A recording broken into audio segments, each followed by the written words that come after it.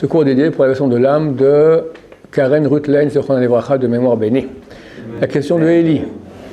Alors, alors on dit que la Torah, elle soutient le monde, c'est seulement la Torah qui nous protège. Alors, comment expliquer à un Baal Tshuva, par exemple, qui vient de commencer à rentrer dans la Torah, comment on lui explique des religieux qui se font poignarder après du côté? D'accord. C'est pas seulement un Baal Tshuva, tout bon juif, d'accord, qui n'a pas encore reçu les réponses. Si je fais la Torah, je suis censé être protégé, et on voit souvent que c'est le contraire. Top, la réponse est très simple. Nous voyons de l'image générale qu'un tout petit morceau. On ne sait pas qui nous sommes. Personne n'a vu sa propre âme, qui il est vraiment. On ne sait pas les réincarnations de qui il est. On ne sait pas l'impact des actes que nous faisons, qu'est-ce qu'il est dans le monde à venir. Et le monde à venir, il est éternel. Donc ça veut dire que ce monde-ci, par rapport à l'éternité, c'est de valeur presque nulle. Donc comment nous, qui ne voyons que ce monde-ci, pouvons-nous comprendre la justice de Dieu en manquant pas 99% de la carte, des éléments, en manquant des milliards de mille. On n'a que 0,00 infini 1, d'accord, 0,0 presque infini 1 d'éléments. Avec ça, tu veux comprendre le tout? Impossible. Une chose est claire, Dieu est bon, Dieu est juste, et tout ce qui nous arrive est toujours la meilleure solution possible qu'il aurait pu y avoir pour nous. Même si elle est terrible. Même si c'est une Shoah, impossible que Dieu fasse une chose qui soit... Ça se peut que c'est très mauvais ce qui se passe. Je ne vais pas dire que la Shoah elle est bonne, c'est très mauvais. Mais c'est la meilleure des solutions qu'il pourrait y avoir dans ce type de configuration. Donc pourquoi quelqu'un meurt? Il y a plusieurs raisons à cela. Des fois, il doit mourir ce même jour. Alors, au lieu qu'il meure bêtement écrasé par une voiture, alors il meurt à Kiddush Hashem. Il meurt en sanctification du nom de Dieu, ce qui est un mérite énorme. Le Rabbi Chaim Wasserman, c'était le plus grand rabbin de la génération au début du siècle, s'appelle le Chafetz Chaim. Et il est décédé en 1933. Il habitait Radin, en Biélorussie actuelle, la Russie blanche. Et il avait un élève qui était son élève favori, il s'appelle le Rav Elchanan Wasserman, que Dieu venge son nom, que Dieu venge son sang. Et un jour, le Rav Elchanan Wasserman sort du bureau du Chafetz Chaim, tout ébloui. Le shamash là-bas, le bedeau, la personne qui s'occupe, le secrétaire, il dit qu'est-ce que vous avez? Je ne peux pas te raconter. Alors là, c'est ce truc à ne pas dire. Il a verrouillé dans son collimateur et a dites-moi. Bon, à la fin, il lui dit écoute, voilà, je te dis, il m'a dit que j'aurais le mérite de mourir à Kiddush Hashem, de mourir tué en tant que juif, parce qu'on est juif. Quelqu'un est tué parce qu'il est juif, il est mort à Kiddush Hashem. Peu importe si le religieux par le religieux qui il est, du moment qu'il est juif, il est tué parce qu'il est juif, il est mort à Kiddush Hashem, et c'est un niveau extrêmement haut dans la Maba, un des plus hauts auquel on puisse accéder. Ne pas croire qu'à cause de cela tous les péchés sont effacés. Ça efface beaucoup, mais c'est pas un mécréant qui a été mort à Kiddush Hashem, forcément il arrive au Lamaba et tout va bien dans le meilleur des mondes. Il aura un grand mérite, il aura aussi des factures pour réparer les choses pas bien, oui. Dans ce cas-là, la réponse à donner lorsque les gens posent la question pourquoi la Shoah c'est terrible, il faudrait répondre non, c'est extraordinaire. La Shoah c'est extraordinaire, tout le monde est mort à Kiddush Hashem, c'était le meilleur des. Donc pourquoi est-ce qu'on donne pas cette réponse?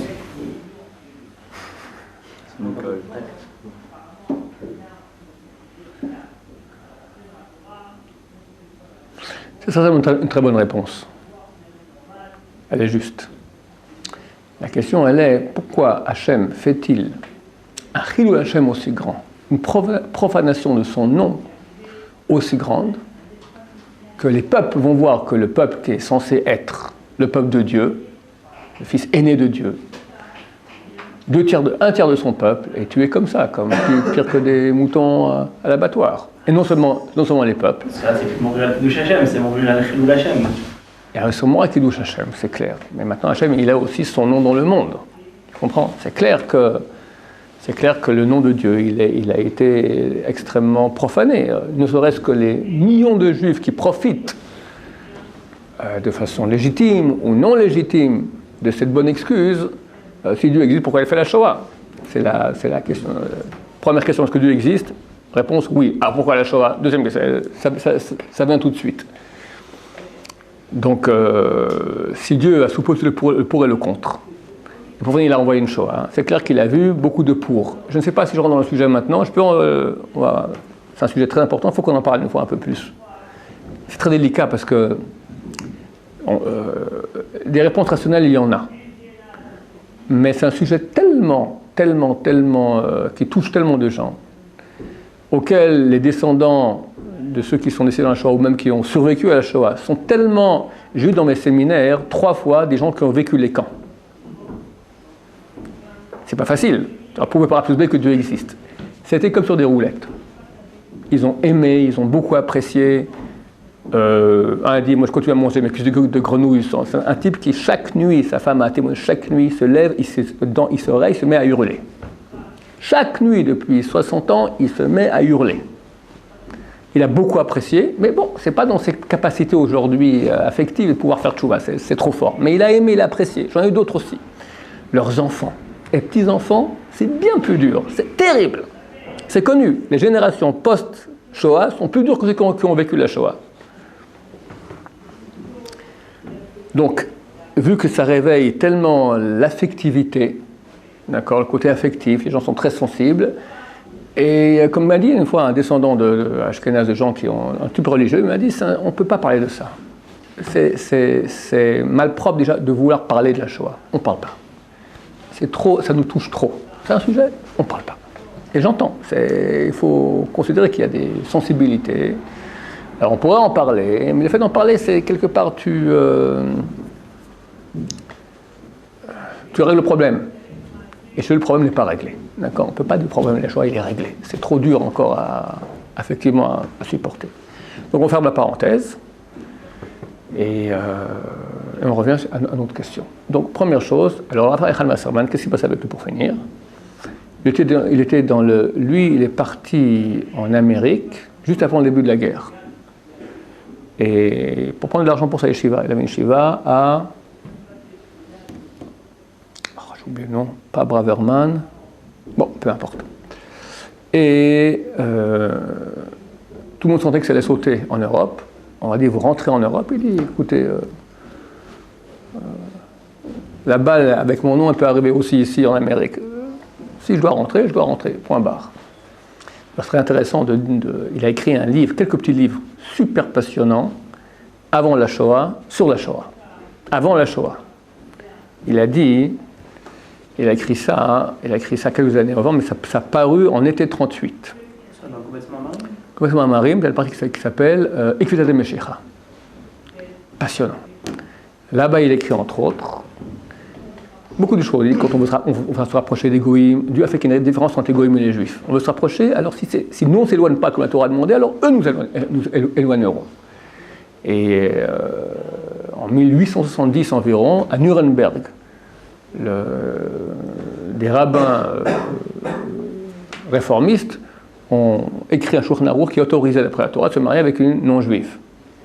C'est pas écrit noir sur blanc la Torah qu'on peut pas avec une non-juive, c'est marqué avec les 7 peuples d'Israël dans lesquels qu'on viendra conquérir. Chazal ont dit, c'est clair que c'est avec tout le monde, d'accord? Mais c'est Chazal. Maintenant, les réformistes, ils ne reçoivent pas, ils n'acceptent pas les dires de Chazal. Donc voilà, donc c'est permis. Les rabbins à l'époque, ils ont dit, un Shulchan Aruch que donne une chose pareille, du même endroit à Nuremberg sortira une épée vengeresse. Comme ça, ils ont écrit ça quelques dizaines d'années auparavant. En 1937, ont été éditées les lois de Nuremberg, de ségrégation raciale nazie, interdisant à un Allemand d'avoir une petite copine juive, interdisant à une Allemande d'avoir un petit copain juif. Eux-mêmes ont interdit ça. Alors il y a là-bas, entre autres, une prophétie qu'il y a dans Yecheskel, je dévie un peu du sujet, mais c'est quand même assez intéressant, Yecheskel 20. Lorsque vous dites « Soyons comme les autres nations, pour adorer le bois et la pierre », on va être comme les goïms, nié qu'à goïm. Dieu répond, cela ne se réalisera pas, si ce n'est d'une main puissante, d'un bras étendu et d'une colère débordante, je serai votre roi. Vous verrez c'est qui le boss dans ce monde, vous ou moi. Vous êtes comme les goïms, vous verrez. Une main puissante, alors le Rav il explique. Ça commencera par une main puissante. Moi je commente, C'est le loi de ségrégation raciale de Nuremberg, l'huile de cristal, ça commence à aller pas bien du tout. Si on fait tchouva, ça n'ira pas plus loin. Si on continue à avoir la nuque raide, on continue à s'assimiler à qui mieux, viendra la deuxième étape. Bras étendus. Les premiers camps de concentration, c'est encore avant la guerre, mais les personnes déplacées comme ça, polonais, tout ça, il y avait déjà quelques petits camps par-ci, par-là. Le bras étendu, c'est plus que la main. Et si on continue à persister dans l'erreur, viendra la colère débordante. Colère débordante, ça veut dire, ça déborde, ça va trop loin. Donc, on ne peut pas dire sur Hachem que ça va trop loin, mais c'est une façon de parler. Et le Rav écrit, nous ne savons pas auquel des 3 degrés nous sommes arrivés aujourd'hui. Ça va mal. Hitler, déjà en 1937-38, on entend parler de lui, c'est pas un bon ami des Juifs. Ça va mal. Est-ce que c'est le 3e degré? Alors ça va mal, mais bon, c'est supportable. Ou bien sommes-nous peut-être qu'au 1er degré? Et si on ne fait pas de tchouva, dit-il, viendra un 2e degré et un 3e degré. Et dit le futur proche nous le dira. Le Rav est rentré à sa yeshiva en Lituanie. Il était dans le ghetto de Kovno. Kovno-Vilna, c'est le même endroit. Et en 1941, il a été attrapé par les nazis et fusillé. Lui et sa yeshiva. Ouais, ils ont été tués dans les camps. Donc il a été fusillé là-bas. Il y a marqué en examen du Kovetz Shurim, tout ce qu'il leur a dit avant de montrer ce faire gaz. Ouais, mais moi j'ai une version où il était fusillé. Bon, peu importe. Un des deux, il a dit un discours extraordinaire aussi. Qu'est-ce qu'il leur a dit là-bas? Il faut mourir. Mourir, Shem Shamaï, voilà. Ah, ça répond à ta question maintenant aussi. Il leur a dit maintenant on va faire une fois de mourir avec Kiddush Hashem. Quand on fait un sacrifice, une seule pensée, quand on fait une mitzvah, si tu ne penses pas ce qu'il faut faire, la mitzvah elle est faite. Je mets les tefilines, je pense à mes vacances à Honolulu. Bon, j'ai fait la mitzvah, d'accord. Je mange la matin le soir de Pessah, je pense maintenant à mon compte en banque. J'ai fait la mitzvah. Dans les sacrifices qu'il y avait au temple, c'est pas comme ça. Si quelqu'un maintenant, un Kohen, comme il faisait le sacrifice, devait penser 6 pensées. 6 pensées. Pour qui, pour quel korban, pour quand, comment, beaucoup. Si une pensée n'était pas adéquate, bien que l'acte ait été fait, l'animal a été égorgé comme il faut bien, le sacrifice est nul et non avenu. Donc le Rav a dit à ses élèves, on va maintenant faire le sacrifice de nos vies. C'est un grand mérite. On doit faire maintenant, on doit penser. Donc on meurt à Kiddush Hashem, et que par le mérite de notre mort, on va faire en sorte qu'Hitler n'arrive pas à New York. Le Rav, qui a prédit la guerre, il a dit un truc qu'on n'a jamais pensé. Qui aurait pu penser que Hitler viendrait à New York? Ça n'existe pas là dans notre façon de voir la Seconde Guerre mondiale. Il est arrivé à la France, après Vichy, ouais, ça a arrêté, Angleterre, machin, tout ça. Et pourquoi pas? Si les Américains ont réussi à faire un débarquement en Normandie le 6 juin 1944, et quel le mur de l'Atlantique, c'est un mur de béton et de plomb. Ils ont réussi à pourfendre cela, pourquoi pas? Hitler aurait pu faire maintenant des débarquements à New York, sur les plages clean de sable, sans plomb et sans béton, et aller attraper tous les juifs de New York. Et la pensée du Rav avant de mourir, par ce mérite-là, on va empêcher Hitler. On ne se rend pas compte de ce truc-là. On ne sait pas comment. Nous, on a toujours une image très très petite. D'accord, on ne sait pas. Les gens disent, si on avait fui l'Europe en Israël, il n'y aurait pas eu la Shoah. Gros bêta. La Shoah sera arrivée ici. D'accord, par miracle, Rome a été arrêté en Égypte. Miracle extraordinaire, on en parle dans les livres, qui, quoi, comment, pourquoi. D'accord, par quel miracle et pourquoi. Juivement, d'accord. Mais Hachem n'a aucun problème d'amener Hitler ici. Aucun problème. Donc le problème, c'est que nous, on voit toujours une image qui est petite. On ne voit pas tout ce qu'il aurait pu y avoir et comment. Donc première chose pour laquelle quelqu'un peut mourir tué, c'est pour qu'il nous cherche à faire la grande mitzvah. Il aurait pu mourir bêtement dans son lit. On dit que le Bet Yosef, l'auteur de Shulchan Aruch, Rabbi Yosef Karo, il priait d'avoir le mérite de mourir à Kiddush Hashem. Je n'ai pas encore osé prier à ça à Hashem. Il faut du courage quand même, mais c'est certain que c'est mieux, bêtement mourir dans ton lit, tu meurs poignardé, Hachem Shmor. D'accord. On ne veut pas ça. Mais si tu as à la même date, tu as un mérite énorme. Ça, c'est première réponse. Est-ce que quelqu'un qui étudie la Torah, il a plus de chances de mourir à Kiddush Hashem? Non, Hachem, c'est les comptes d'Hachem. Les comptes d'Hachem. On parlait du Bet Yosef, mais Joseph, c'est quelqu'un qui avait un maguide. Ouais. Il avec un ange, ça Ouais. une conscience extrême. Ouais, je te dis. Et moi-même qui te le dis, je n'ai pas osé prier là-dessus, j'ai même Hachem Ishmor, d'accord, mais je te dis, rationnellement parlant, c'est vrai. Ou le même jour, tu meurs bêtement dans ton lit, ou tu es, qu'est-ce qui est mieux? Ça fait mal un peu quand le poignard y rentre, mais je ne sais pas si on se rencontre tellement longtemps, d'accord? Hein? Ouais, je ne sais pas si on s'en rend compte. Mon fils est poignardé près du cœur à l'âge de il y a une dizaine d'années, 12 ans. Il ne s'est même pas rendu compte. C'est après tout coup, il se battait avec quelqu'un, il a vu que le tube l'avait poignardé, il sentait que ça coulait chaud ici. Alors il a décroché du combat et par miracle, il est vu en Baruch Hashem, un vrai miracle que Hashem a fait à mon fils, Baruch Hashem. C'est une famille. Sinon, on prie moi en quelque chose, par exemple. Mais c'est égoïste. Parce que eux. Non, si tu devais mourir de toute façon, je l'ai déjà dit, tu devais mourir de toute façon. Quelqu'un, il doit mourir à la date du 6 juin 2018, d'accord? Toi, tu ne sais pas, mais Hachem maintenant, il sait ce qu'il fait, d'accord? Donc s'il décide maintenant que quelqu'un doit partir, d'habitude, c'est le moment où il devait partir de toute façon. C'est rare qu'on raccourcisse sa vie de quelqu'un sans que Dieu ait voulu, d'accord? C'est pas une chose qui est possible. Il a fini son job. Donc où il part, bêtement dans son lit, tranquillement dans son lit, on va dire, où il part maintenant en gagnant encore un truc très grand. Et je te dis, la réaction du Rav Echal Wasserman, c'est un grand cadeau. Oui. La famille, mais lui, ce Rav-là, sa famille. Voilà, mais nous, de nos jours, une tonne de la famille, ils sont pas. Ils connaissent pas ça, ils pensent comme nous à la base, quoi. Ils se disent, ah, la Shoah, le truc, machin. Si on meurt comme ça, ils vont dire, ah mon neveu, il a été poignardé, machin, ils sont capables de déprimer toute leur vie. Et s'il a été écrasé par une voiture? Ouais, mais ils se disent que c'est pas pareil. C'est pas pareil? C'est genre, c'est le hasard, et même là. Ok, d'accord, ok, je suis d'accord avec toi. Je suis d'accord avec toi, je veux dire. On dit en blaguant comme ça, lorsque Dieu a créé le monde, il a donné des rôles à tous les anges. Il avait tous ces anges-là. Bon, toi, tu seras l'ange, tu vas mettre au monde des bébés. Toi, tu vas amener la parnassa. Toi, tu es l'ange de la mort. Oh, c'est pas sympa. Tout le monde va m'accuser sans cesse. T'en fais pas, personne ne t'accusera jamais. Sous un terroriste, ou un accident de voiture, ou un cancer, ou une crise cardiaque, jamais l'ange de la mort. Un midrash. Il y a un midrash qui dit ça. Bon, très bien, encore mieux. Ça veut dire que les gens simples ne vont pas jamais voir c'est la main de Dieu, point barre, il n'y a pas à discuter. Ils vont voir, on aurait pu se sauver si le médecin avait été plus intelligent, on aurait pu faire s'il avait été regardé sur la route, il ne pas se faire écraser, s'il n'avait pas été à l'armée, il n'aurait pas été tué. C'est pas comme ça que ça se passe. On peut pas échapper à Hachem. On ne peut pas échapper à Hachem. Hachem, c'est ce qu'il fait. Et si maintenant on dit que quelqu'un doit partir, ça peut être que la meilleure solution possible imaginable pour lui. On ne doit pas commencer à maintenant chanter de joie qu'il est mort parce que Dieu a fait quelque chose de bien pour lui. On doit pleurer parce que c'est comme ça que Dieu. C'est pas honorable pour le mort ni pour nous d'être heureux que quelqu'un est parti. On est triste de son absence. On doit savoir dans la tête que Hachem a fait les choses pour le bien. C'est clair. Ça, c'est une chose. Deuxième chose, ça, je parle maintenant pour lui-même.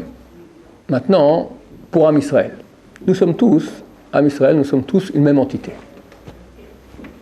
Pour comprendre ça, c'est une base des plus basiques du judaïsme. On a 5 parties d'âme, Nefesh, Ruach, Neshama, Chaya, Yechida. La plus haute s'appelle Yechida, s'appelle unique. Elle est unique à tout Am Israël. Du premier au dernier. C'est pour ça qu'on est très sensible au sort de notre peuple. Comme je raconte souvent, on a parlé de la Shoah auparavant. Tu n'as pas un juif qui ne pense pas à la Shoah au moins une fois par jour, une fois par minute, une fois par heure, une fois par jour, une fois par semaine, la moyenne au moins une fois par mois. Au moins, du moins, le type est hyper assimilé déjà, d'accord? Ouais, on vit avec des autres juifs. Alors. Pardon? Avec des autres juifs, alors. J'ai compris. On vit avec des autres juifs. Alors? Alors forcément, il y en a un qui a été touché par-ci, par-là. Ok, vis avec un juif qui sait qu'il est juif. Donc il n'est pas assimilé. Un juif qui sait qu'il est juif, la Shoah, au moins une fois par mois, il y pensera. Mais ça le touche parce qu'il s'est dit, bon, il y a des gens qui sont morts parce qu'ils étaient comme moi. Comment ça se fait? Ah, bon, ok, il y pense. Il est touché par ça.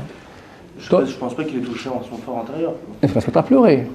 Mais Non, ça c'est sûr. c'est une chose qu'il a dans la tête, il y pense. Je prends l'exemple des Russes.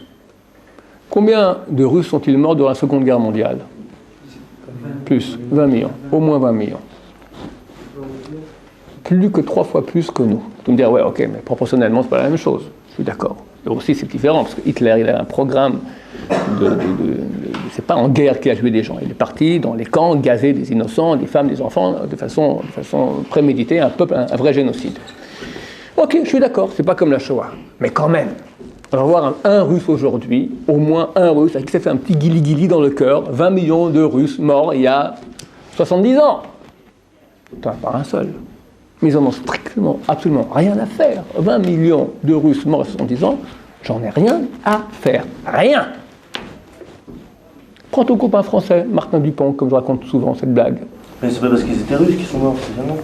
Non, si, mais c'est C'était l'armée russe, ouais, les soldats de l'armée russe. Ouais, c'est les soldats. Il y a un pays qui se battait contre un autre. Mais tu sais que nous, aujourd'hui, jusqu'aujourd'hui, on pleure ici en Israël les morts qui sont morts en 48, en 56, en 67, en 73, en 82, en 2006. Bien sûr. C'est un moment national. National. C'est pas pour les mêmes raisons, c'est parce que. C'est pas sûr, pour avoir les pays ou des choses comme ça. C'est-à-dire, c'est quoi? C'est des soldats qui.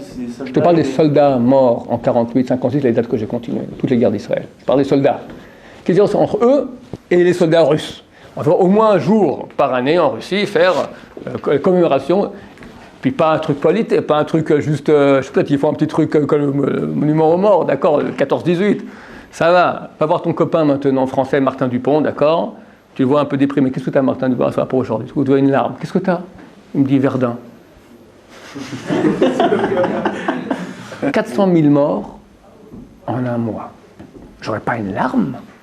400 000 morts en un mois. Ça enlève tout le goût de la mort. C'était des avions et des avions et des avions. Kilolitres de chérubins 3. Les avions, c'est pas c'est dans la tranchée, aucun avion là-bas que je sache. Non, alors, En tout cas, tu ne verras pas un Français à qui ça fait un petit guili-guili aujourd'hui. À moins qu'ils soient en déprime grave. Tu appelles le psy. Un juif, oui. un américain aussi. Et nous, et l'américain. Je veux dire, maintenant, américain aussi. Nous, Dans les films, de la guerre. ouais, dans les films, les séries, c'est sympa, mais dans la vie, Oui, bien sûr, mais si. ok, laisse-moi répondre à les Américains. Nous, mon cher ami, nous, on est assis un jour par année, par terre, en train de pleurer. Pour les événements qui ont lieu il y a 2000 ans. Pour 2000 ans d'exil de souffrance. On pleure par terre. Et pas un jour. 3 semaines auparavant, on commence déjà. Pas se coiffer, pas se couper les cheveux, pas manger de vin, pas de viande, pas se laver, machin, tout ça. Tu parles d'une mémoire qu'on a. Énorme. Je ne vais pas reprendre des termes que je dis toujours. Moi, j'ai ouvert un bouquin d'histoire il y a quelque temps, d'accord. J'ouvre, je vois 20 juifs ont été brûlés vifs à Rouen en 1180. Bon, c'est pas ma famille. On n'est pas français que je sache d'origine. Il y a 800 ans, j'en ai rien à faire. À Rouen, bon, je connais le nom de la ville. Je n'ai jamais été là-bas non plus. Ça fait un petit quelque chose. Pas grand-chose. Absolument, et alors là, Oui, t'as raison. T'as raison. Quel âge tu as? là j'ai 20 ans. T'as 20 ans. À 20 ans, ça commence en te un peu, c'est la neshama. Comme je l'ai expliqué maintenant, il y a une sensibilité à la yechida. Elle ne vient pas rapidement. D'abord, on a nefesh, on est animal, après on devient un peu rouach, après ça on a un peu plus neshama.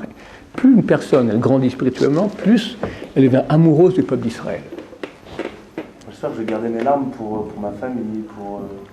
Ça, c'est le début, mais après on grandit plus. On grandit plus aussi.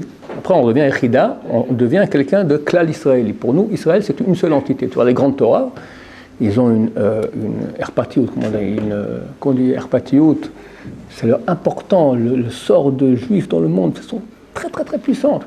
Ça, on ne se connaît pas, non, c'est important, on est la même entité. Alors, je vous parlerai un petit quelque chose après, hein, qui a à voir avec cela. Étant donné que nous sommes un seul peuple. Je vais raconter une histoire maintenant. Une histoire que j'ai entendue. Ouais, d'après, il y a un juif qui a un couteau dans le cou, je ne le porte pas dans mon cœur. Alors il est où, lui? Il est là, il est où? Je sais pas, il est là, surtout dans mon cou, quoi. D'accord. Mais là, c'est un grand d'Israël ou quelqu'un qui vient du bas d'Israël, type qui met un couteau dans le cou? Je sais pas, mais... C'est un grand d'Israël, tu penses? Il a une barbe? Non, mais je le haïs autant qu'un... Il étudie la Torah? Autant qu'un mec qui m'a mis un coup de pied, quoi. Ah, je t'explique maintenant que ce sont des gens qui sont, ça parle du bas d'Israël, absolument, il y en a beaucoup. Tu as bien des capots, non? Les juifs capots, non, t'en avais? Une barbe, je l'aurais haï autant, je pense. Oui, mais je t'explique, il n'avait pas une barbe. C'est quelqu'un qui ne vient pas maintenant de la partie haute d'âme d'Israël, il vient de la partie basse d'Israël. Il faut comprendre qu'il y a une progression, je te parle de spiritualité de notre âme, pas du corps. Il y a des gens qui sont au niveau du corps, donc ils sont comme des bêtes. Il y en a beaucoup, la majorité. Plus qu'on monte, plus il y a moins de gens qui sont top. Nous, on a fait de monter vers le top. Il faut que je vous parle de ça pour que vous compreniez vers quoi on doit tendre. Il y avait un rabbin, on est un peu famille. s'appelle Rabbi David Yudaïov. Son fils m'a raconté qu'il dormait dans le salon. Et un jour, à 6-7 heures moins quart du matin, on tape à la porte, toc, toc, toc. Son père va ouvrir, son père a déjà prié au net. Et le type qui parle dehors ne rentre pas. Et les deux, pendant 20 minutes, ils parlent comme ça à la porte. Et il m'a raconté, le fils. Il entend son père dire oui, Ken. Bon, à la fin, il part. Bon. Puis après un certain temps, son père lui dit, tu sais mon fils, je te conter une histoire. Une fois, il y avait un très grand décret sur Am Israël, et on est venu en rêve, je crois que c'est le Rav Ephraim Cohen, c'était un des grands kabbalistes à l'époque, le père de Rachel Cohen, le Rosh Yeshiva de Porat Yosef. Je ne suis pas certain des noms, je sais qu'il y avait le Kaf Haim après, en tout cas un des noms, je pense que c'était lui, Ephraim Cohen. On lui a dit voilà, écoute, il y a un grand décret sur Am Israël, dans le ciel, si toi tu pars, tu meurs, alors le décret est annulé. Et, écoutez, moi maintenant je m'occupe, j'ai Yeshiva des Mekoubalim, tout ça, allez voir le Kaf Haim, Rav Yaakov Chaim Sofer, et le voir en rêve. Il dit, moi, je n'ai pas fini Kaf Haim, j'ai encore 2 volumes à sortir pour finir, laissez-moi terminer. Allez voir le 3e, j'ai oublié son nom. Donc, le matin, ils vont faire la prière, et tout à coup, les deux se voient, Kaf Haim, le Rav Chaim Cohen, ils voient le Kaf Haim. Ah, tu les as envoyés chez le 3e. Ils ont tapé. Rien, messieurs, nous annonçons le décès de notre ami, qui est mort subitement cette nuit. L'enterrement aura lieu aujourd'hui. Ils ont même pas, et tout à coup, on entend la rue, ça commence. Ils ont annoncé. Ils savaient déjà qu'il était mort. Ok. Quelques jours après, à l'espace de 10 jours environ, le Rav Yudaïov raconte à son fils qui me racontait cela, 3 fois la même histoire. 3 fois, la 3e fois, il dit, papa, ça, tu me racontais, 1, 2, pourquoi tu me racontes ça? Je lui ai expliqué, mon fils, tu dois savoir, quand du ciel on demande à quelqu'un de partir, il faut accepter. 2-3 jours après, le Rav est décédé. Durant les 7 jours de deuil, qui vient consoler la famille, la veuve et les orphelins, le rabbin qui était à l'entrée, qui avait toc toc toc. Il explique qu'il y avait un grand décret sur Israël et qu'il a dit ça au Rav Yudaïov, et s'il a accepté qu'il fallait qu'il parte, il a accepté de partir pour expier les péchés d'Israël. Un type qui part comme ça, c'est un tzaddik, il peut sauver la vie de 500, 5000, 50 000 personnes. C'est énorme. Rabbi Abba Shaul, il souffrait énormément à la fin de sa vie. Il y avait un pouvoir de guérison des gens qui avaient le cancer. C'est guéri. Des trucs extraordinaires. 2 personnes, il les a levés de la chaise, ils étaient immobilisés, paralysés. Tac, lève-toi, ils ont marché. Mais ils payaient pour ça. Et puis, par souffrance. Un jour, le voir, voilà, je ne peux plus prendre. J'ai trop sur moi, je ne peux plus prendre. Donc, la souffrance que quelqu'un endure, à plus forte raison, si quelqu'un donne sa vie pour cela, elle réagit, elle rejaillit, ce mérite rejaillit sur tout Am Israël, peut sauver des milliers de personnes. Donc des fois Hachem préfère faire partir un tzaddik plutôt que 5000 chas v'shalom personnes qui ne sont pas tzaddikim. Baruch Adonai, l'Oman va'amen.